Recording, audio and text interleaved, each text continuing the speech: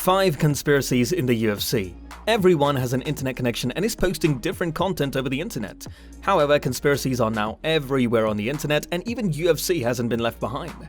Hello and welcome people to your favorite YouTube channel. In today's video, we are going to look after the top 5 conspiracies in the UFC. Let's start with number 5. Georges St. Pierre didn't make weight and or failed a drug test. UFC 158.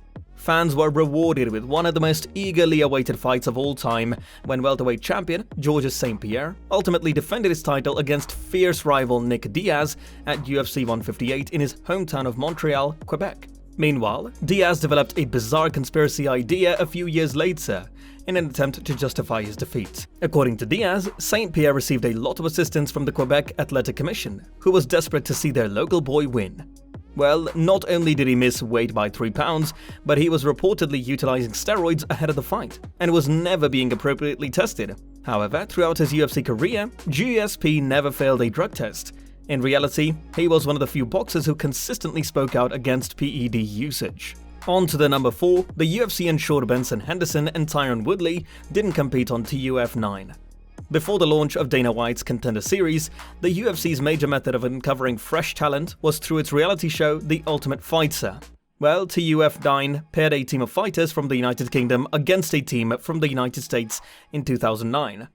The UFC, according to sources, was keen to assure that both winners came from the United Kingdom, to carry on their commercial drive into that region.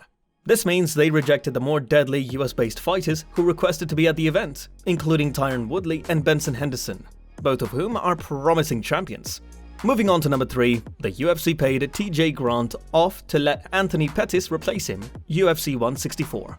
When it comes to awarding championship opportunities, the UFC is sometimes accused of favoring specific individuals. In 2013, Dana White and company allegedly not only provided a shot to a fighter who wasn't the top contender, but also paid the true competitor to move aside, according to some intel. That summer, featherweight champion Jose Aldo was scheduled to defend his championship against Anthony Pettis, but weeks later, lightweight champion Benson Henderson was scheduled to defend his championship against TJ Grant. However, owing to injury, both contenders were compelled to withdraw.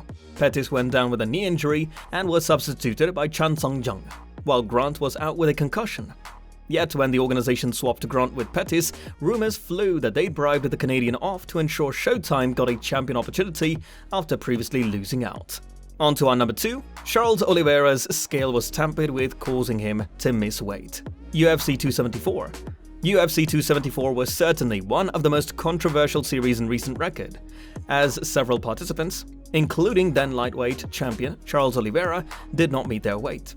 The scale had flaws, according to UFC official Mark Ratner, but it wasn't the device used for the official weigh-in. Instead, the boxer's practice scale may have had calibration errors as a result of being moved from kilos to pounds several times. Yes, this was a really sad turn of circumstances. However, there was no plan to assure Do Bronx missed weight. It was just an error on the part of both the promoters and the Brazilians' camp. Here comes the number 1, UFC 279's card was changed due to bad ticket sales and publicity. UFC 279.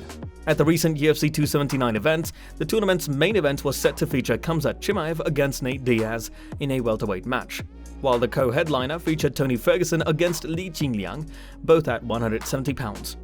However, after Chimaev failed to make weight radically, weighing in at 178.5 pounds, the organization was forced to rush and finally rearrange the whole card. Ferguson and Diaz managed to end up leading the event at 170 pounds.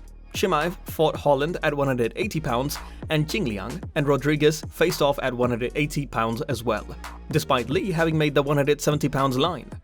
All ends well, but gives birth to conspiracies. Okay, that's all from my end. I hope you like the conspiracies covered in the video. Make sure that you like the video and share your opinion on the matter in the comment section below. Press the subscribe button to get regular videos from us, and do not forget to hit the bell icon to never miss an update. Thanks for watching, we'll see you in the next one.